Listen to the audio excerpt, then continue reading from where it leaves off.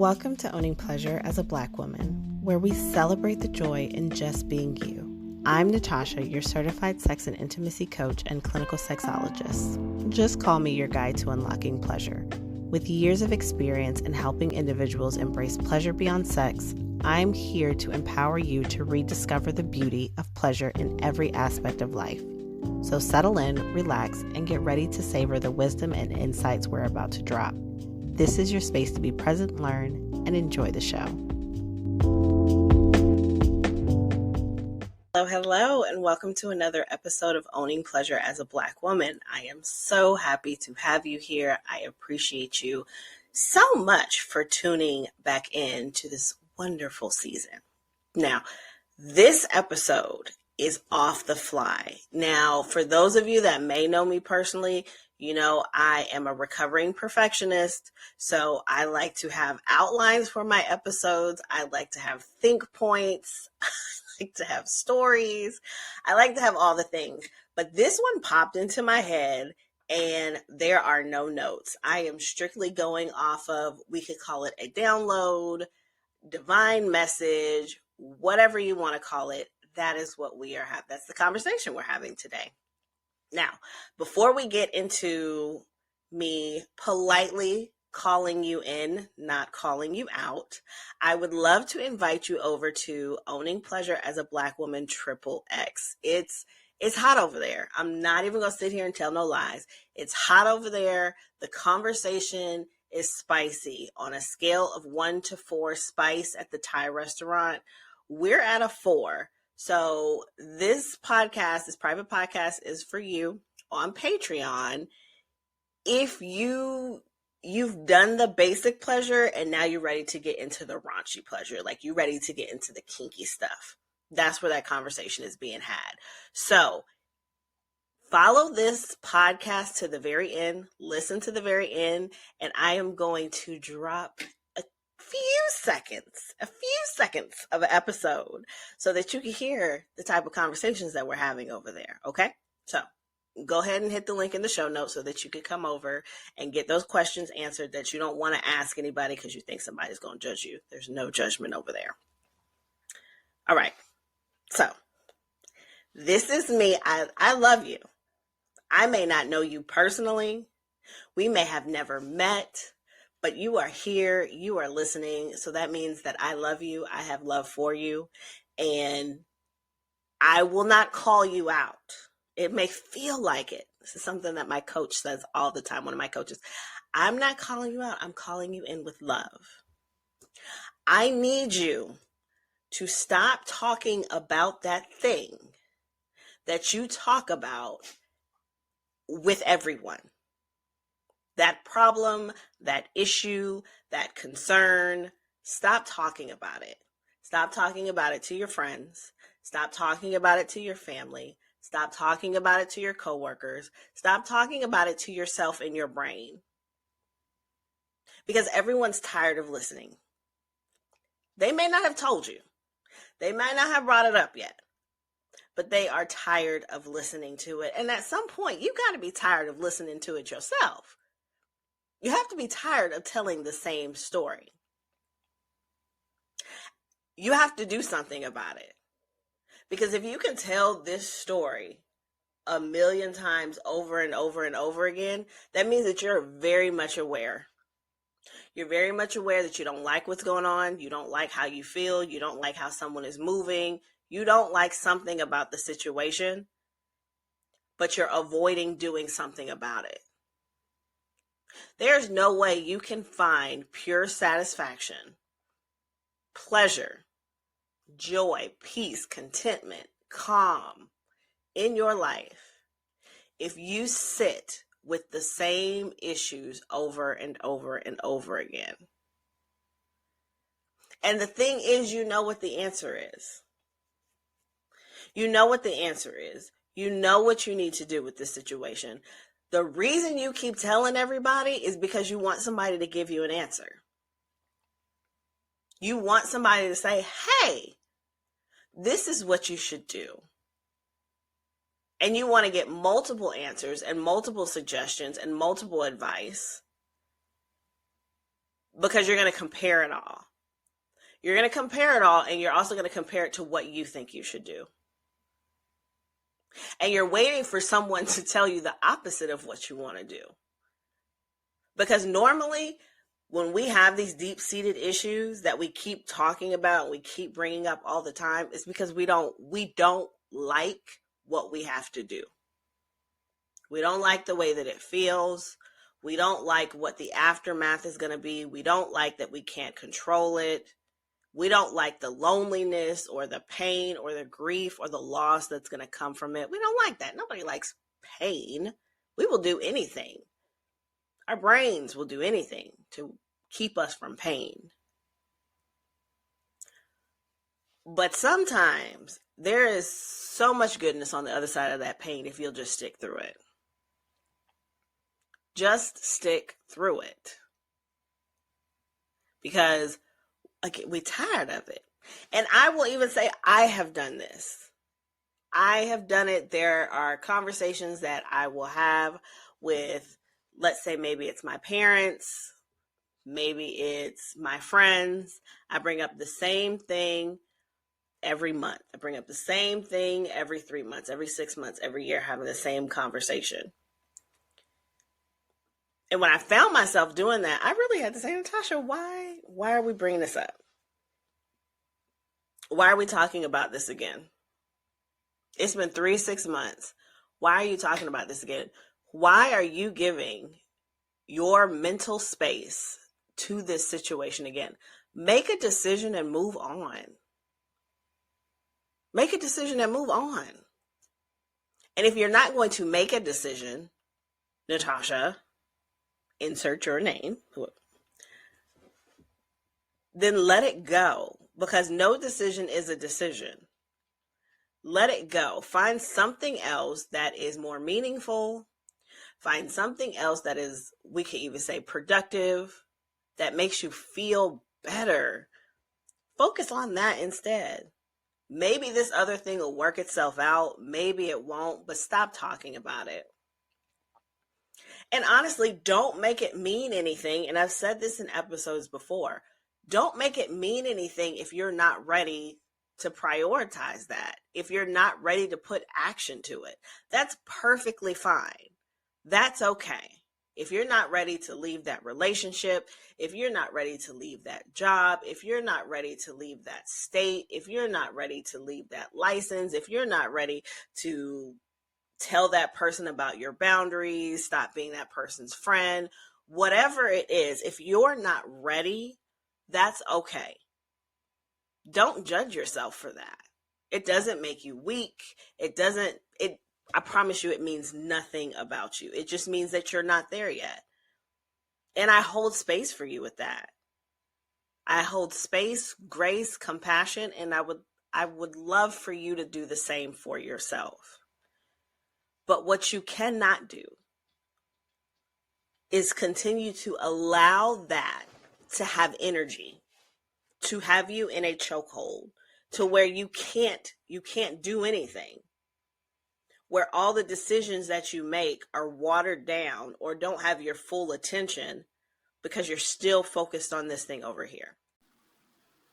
This episode of Owning Pleasure as a Black Woman is brought to you by J-Rate Integrative Wellness Services, where holistic healing meets mental wellness.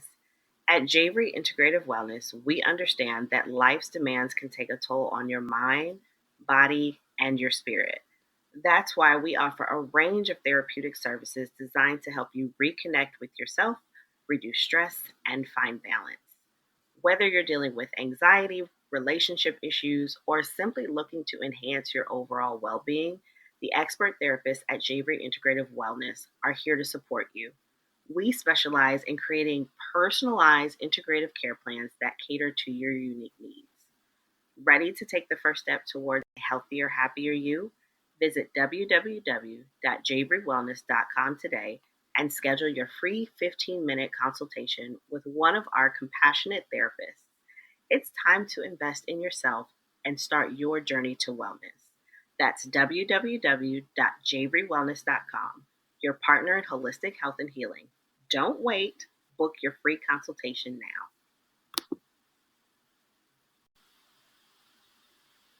This episode of Owning Pleasure as a Black Woman is proudly sponsored by Organic Lovin', your go-to source for all natural, body-safe products that enhance your intimate experiences. At Organic Lovin', they believe that what you put on and in your body matters, which is why they offer a carefully curated selection of organic, eco-friendly products designed to bring pleasure without compromising your health. From luxurious lubricants and body oils to intimate toys and wellness products, Organic Lovin' has everything you need to elevate your sensual self-care routine. Each product is crafted with the highest quality ingredients so you can indulge with confidence, knowing you're choosing the best for your body and the environment. As a special offer for our listeners, you can enjoy 10% off your purchase when you use the coupon code JAVRYWELLNESS at checkout. Visit www.javrywellness.com/organic-lovin, that's LOVEN, today to explore their full range of products and discover how organic, body-safe options can make a difference in your intimate life. That's www.javrywellness.com/organic-lovin, spelled LOVEN. And don't forget to use the code JAVRYWELLNESS for 10% off your order. Take care of your body and let Organic Lovin' take care of your pleasure.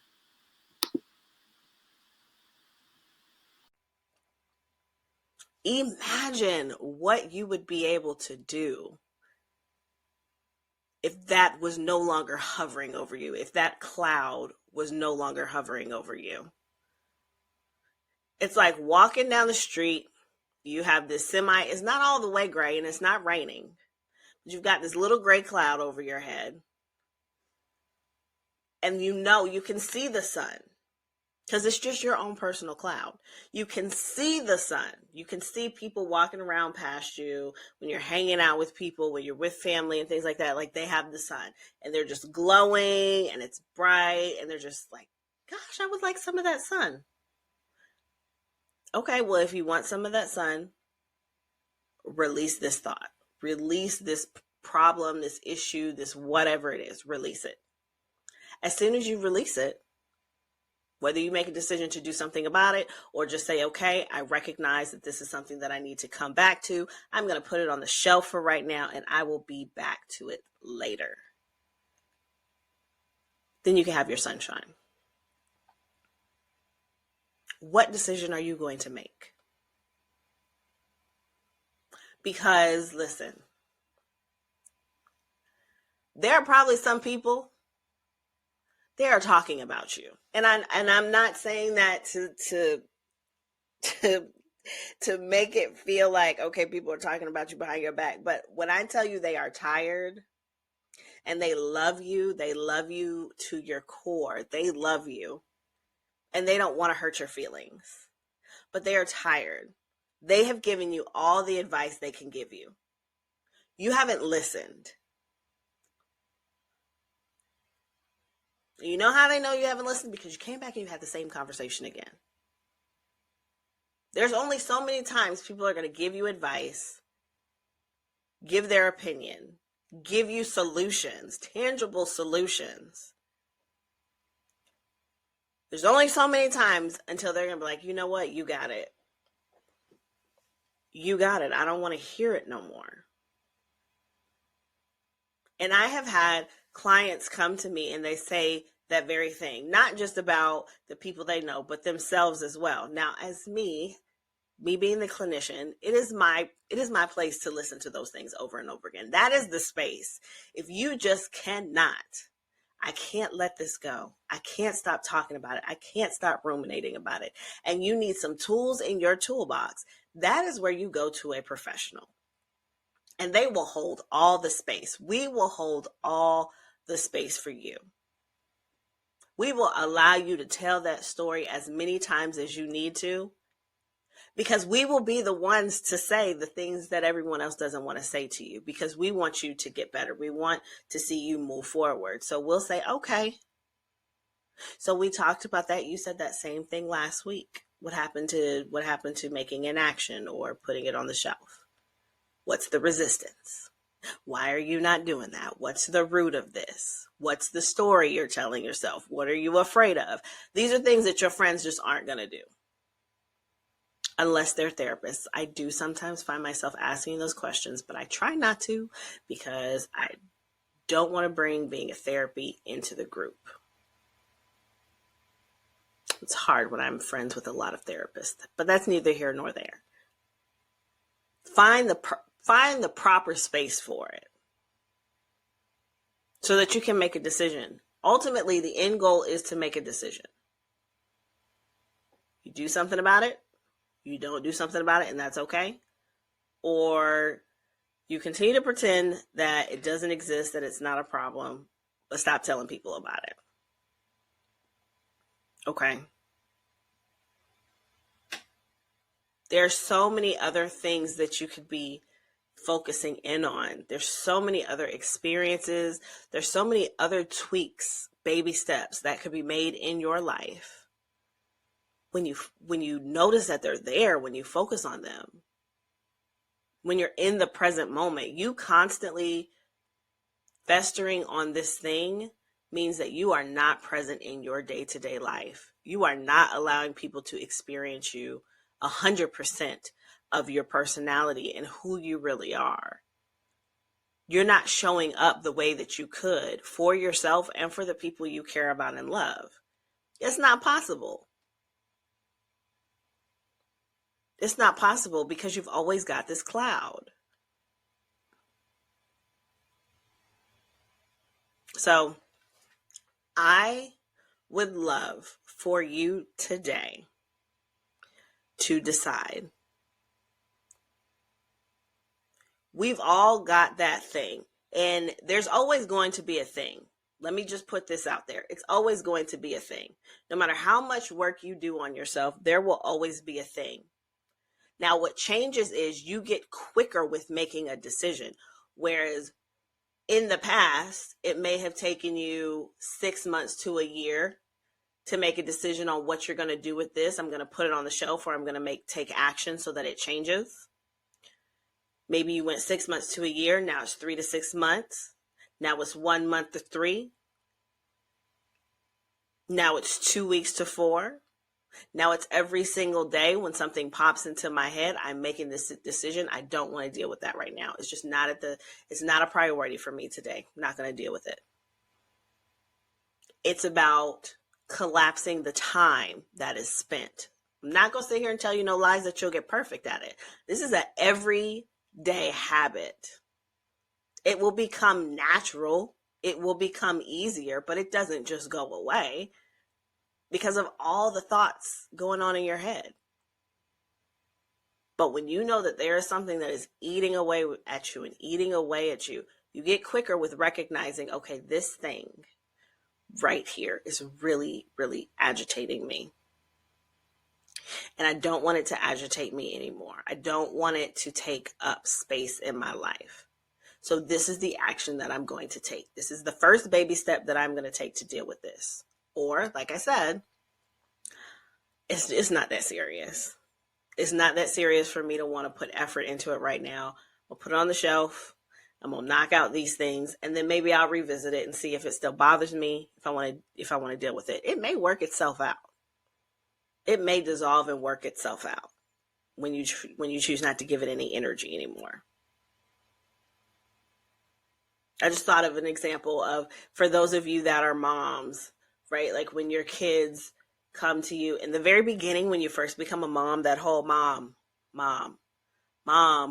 mommy, mom, like that agitates your spirit. Like it agitates you. You get irritated. It's like, what is it? What do you want? But then after a while, you're able to tune it out. And they can say what they need to. I'm choosing to focus on something else. You are okay. It is not an emergency. That is not where I'm prioritizing my time right now. I'm going to let you do what you do. Eventually, you're going to get tired and you're going to go away. You're going to go find somebody else, or you're just going to follow me. And when I'm ready to answer you, I will. It is the same thing with that issue. It's going to keep nagging at you and nagging at you. What are you going to do about it? It's not necessarily ignoring it. I'm not saying ignore your kid, even though sometimes it is warranted.